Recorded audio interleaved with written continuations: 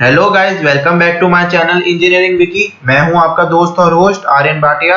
आ गया हूं manufacturing engineering की एक न्यू चैप्टर के साथ, चैप्टर नंबर 2, जिसका टॉपिक है मेटल वर्किंग प्रोसेसेस। ये वीडियो में हम डिस्कस करेंगे मेटल फॉर्मिंग होता क्या है, उसका क्लासिफिकेशन यानी कौन कौन से प्रोसेसेस उसके अंडर आते हैं, और तीसरा rolling mill used in rolling processes यानी उसका रोलिंग मिल का क्लासिफिकेशन। तो आइए आगे बढ़ते हैं। हम देखेंगे मेटल फॉर्मिंग होता क्या है, यानी definition of metal forming. Answer is on your screen. Metal forming is defined as a process of getting permanent changes in the shape of the body by plastic deformation under the action of external forces. Metal forming एक ऐसा process है जिसमें कोई भी part को एक permanent shape देना by plastic deformation, या तो due to the action of external forces, या तो फोर्स देके उसको परमानेंट शेप के अंदर कन्वर्ट करना। Now in this definition you guys will be thinking, what do you mean by the term plastic deformation, right?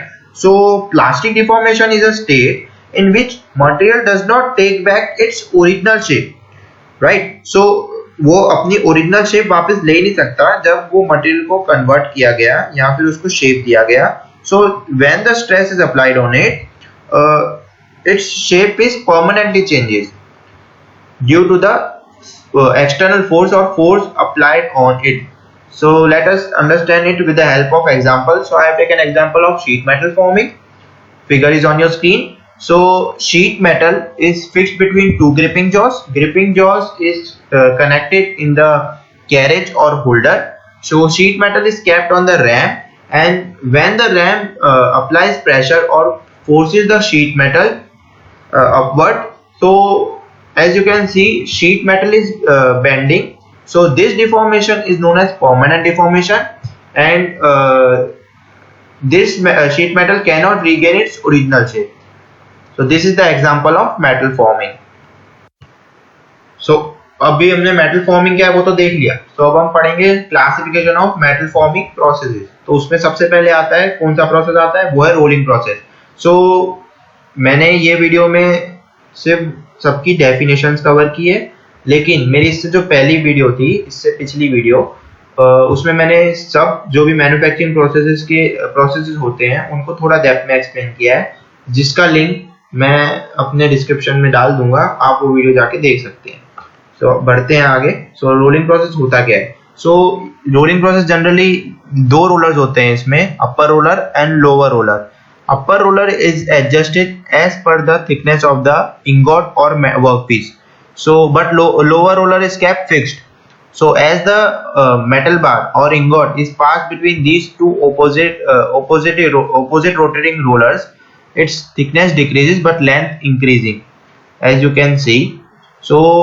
Final product is in the form of sheet. Next is forging process. In this process, two shaped dies are used, in which lower die is kept fixed but upper die is kept fixed on the ram, which is reciprocating or moving. As the upper die pushes the metallic bar towards the lower die, final desired or required shape is obtained.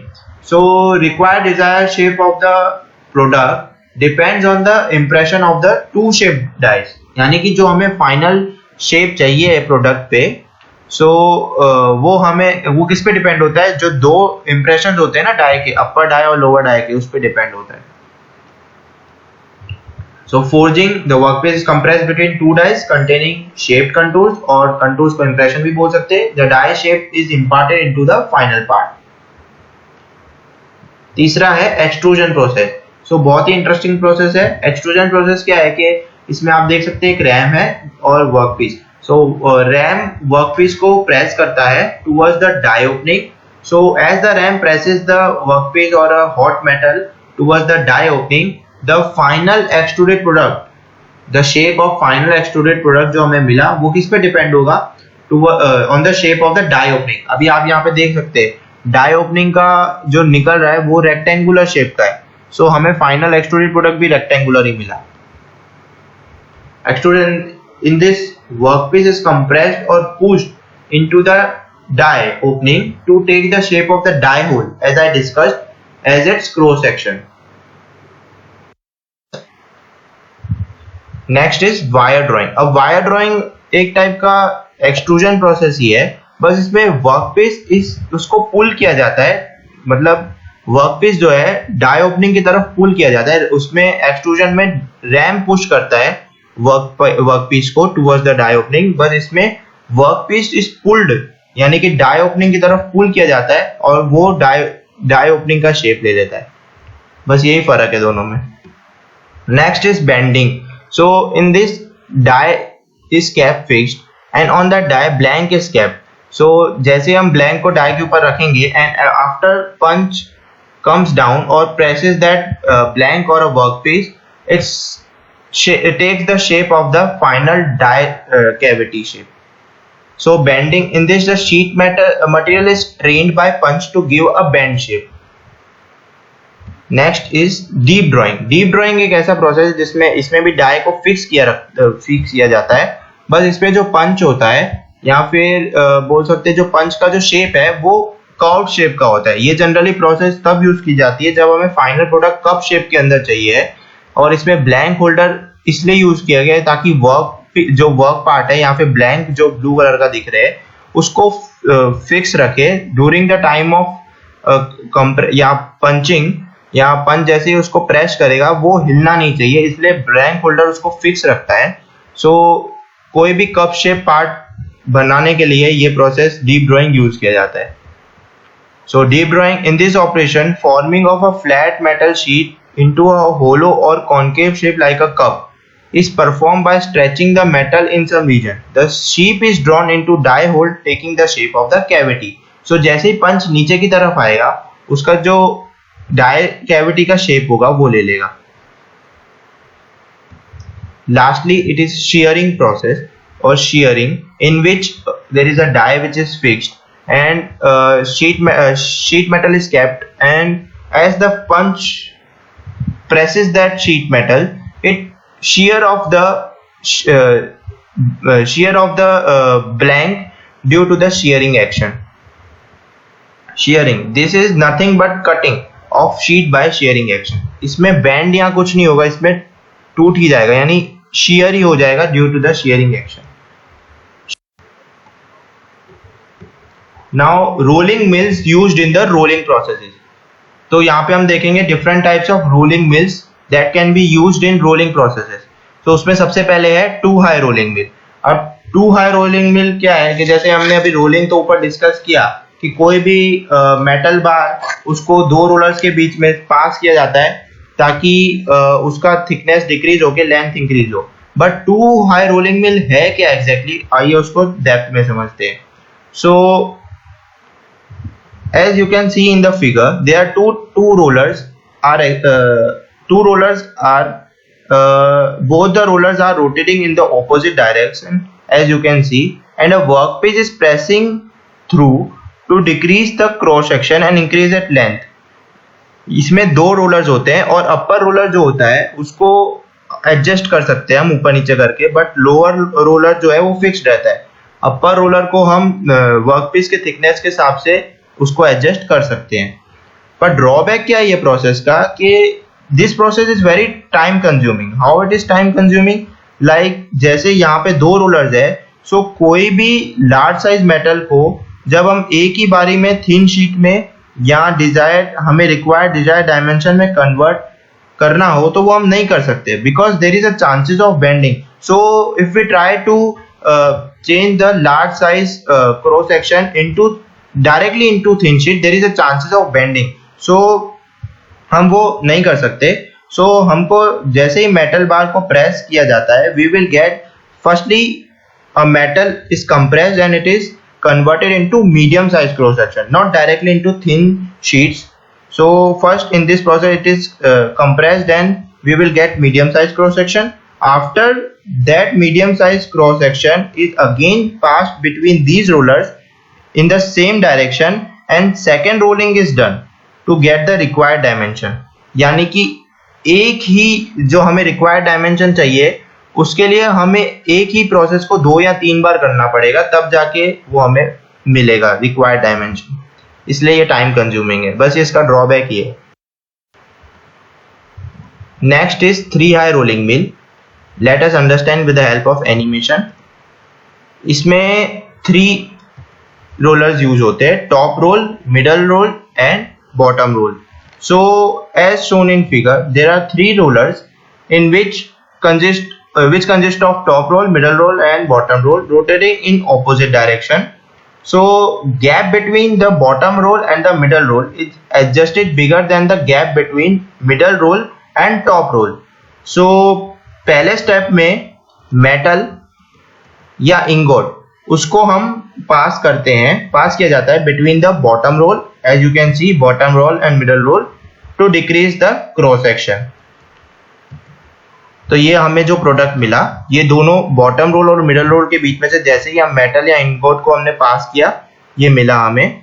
तो ये जैसे ही मिला, ये process, ये first step है। फिर ये जो मिला, ये इसको ऊपर की तरफ मूव करके टॉप रोल और मिडल रोल के बीच में से पास किया जाता है ताकि इसका थिकनेस और कम किया जा सके। सो जैसे कि ये मूव हुआ, ये रोटेट हुआ, इसका क्रॉस सेक्शन और कम हुआ और ये हमें फाइनल प्रोडक्ट मिल गया। सो ये प्रोसेस 2 हाई रोलिंग मिल से थोड़ा अच्छा है क्योंकि इसमें हमें रोलर्स का रोटेशन चेंज करने की जरूरत ही नहीं है। सो पावर भी कम लगेगा और एक ही प्रोसेस में फाइनल प्रोडक्ट भी मिल जाएगा। यानी उस 2 हाई रोलिंग में हमें बार बार रोटेट करके वो थिन शीट के अंदर कन्वर्ट हो जाता है, लेकिन ये प्रोसेस में ऐसा नहीं है। पहले मेटल, फर्स्ट स्टेप में मेटल और ingot is moving in forward direction, in second phase it is moving in reverse direction. So this process is also known as back and forth rolling mill. Next is 4 high rolling mill. सबसे पहले figure के हिसाब से समझा देता हूँ, फिर animation के हिसाब से देखते हैं। सो इसमें आप देख सकते हैं 2 बड़े रोलर्स हैं और 2 छोटे रोलर्स हैं। सो 2 जो बड़े रोलर्स हैं उनको बैकअप रोलर्स बोलते हैं और 2 छोटे रोलर्स उनको वर्किंग या मेन रोलर्स बोलते हैं, जनरली वर्किंग रोलर्स बोलते हैं। सो ये रोलर 4 हाई रोलिंग मिल में जो हमें रिक्वायर्ड डायमेंशन थिन शीट या फिर रिक्वायर्ड डायमेंशन का जो मेटल बार मिलता है वो जनरली 2 वर्किंग रोलर्स पे डिपेंड करता है। सो अब आप सोच रहे होगे तो ये बैकअप रोलर्स का क्या रोल है। सो इसमें कोई भी वाइडर सेक्शन पार्ट को जब कंप्रेस करना है, so to reduce the load on the working rollers, backup rollers are giving support to the 2 smaller diameter rollers, so load कम लगे उनके ऊपर और वाइडर सेक्शन के पार्ट अच्छे से जल्दी कंप्रेस होके फाइनल मेटल बार मिले। जैसे कि यहाँ पे ये रोलर्स है, रोटेट कर रहे हैं मेटल और इंगोट, इनको पास जैसे ही 2 वर्किंग रोलर्स के बीच में से किया या स्मॉलर डायमीटर रोलर्स के बीच में किए से किया, ये रोटेट हुए और हमें फाइनल प्रोडक्ट मिल गया। So next is cluster rolling mill. आइए इसको सबसे पहले फिगर के हिसाब से देखते हैं, then I will show you the animation. So here each of the work rollers is supported by 2 backup rollers. हर एक वर्किंग रोलर 2 बैकअप रोलर से सपोर्टेड है, as you can see in the figure. And in this process number of rollers are 6 or more. So this mill is having 2 working rollers and others are backup rollers. As discussed earlier in 4 high rolling mill, working rollers का diameter छोटा होता है और backup rollers का बड़ा होता है और backup rollers generally उसको working rollers को support देने का काम करते हैं। और cluster rolling mill का objective क्या है? Objective of this mill is generally used for roll sheets, roll section या फिर to convert the metallic bar into the thin sheets. So generally किस किस के लिए क्लस्टर रोलिंग मिल यूज होता है, जैसे कि हार्ड मटेरियल्स इंक्लूडिंग ले लो आप कोई भी स्टेनलेस स्टील ले लो, टाइटेनियम एलॉयज ले लो या एंड निकल एलॉय ले लो, may be rolled with the help of cluster rolling mill. आइए एनिमेशन देखते हैं इसका। So there are 2 backup rollers and working roller, they are rotating as per the rotation. Metal or ingot passed, roller rotate and final product is obtained. So next है हमारे पास planetary rolling mill. ये last rolling mill है, इसमें आइए figure देखते हैं। सबसे पहले है फीड रोल्स, बीच में है प्लैनेटरी मिल, तीसरा है प्लैनिशिंग मिल। So feed rolls are generally used to provide feed to the ingot or a metal bar. Planetary mill पे छोटे छोटे रोलर्स लगे हैं और ये जनरली गियर शेप का होता है। ये रोलर्स जनरली रेड्यूस करते हैं thickness of the metal bar और इंगोट, और प्लैनिशिंग मिल फाइनल जो रेड्यूस्ड क्रॉस सेक्शन पार्ट होगा उसको बाहर निकालने के लिए काम आता है। तो आइए इसको एनिमेशन के हिसाब से देखते हैं। सबसे पहले मेटल बार रोटेट हुआ, सबसे पहले आया इंगट, फीड रोल्स उनको अंदर की तरफ भेजेगा, प्लैनेटरी रोलिंग मिल उसको कन्वर्ट करेगा 3 सेक्शन में, और लास्ट में प्लैनिशिंग मिल उसको प्रोडक्ट को फाइनल प्रोडक्ट को बाहर निकाल देगा। ऐसे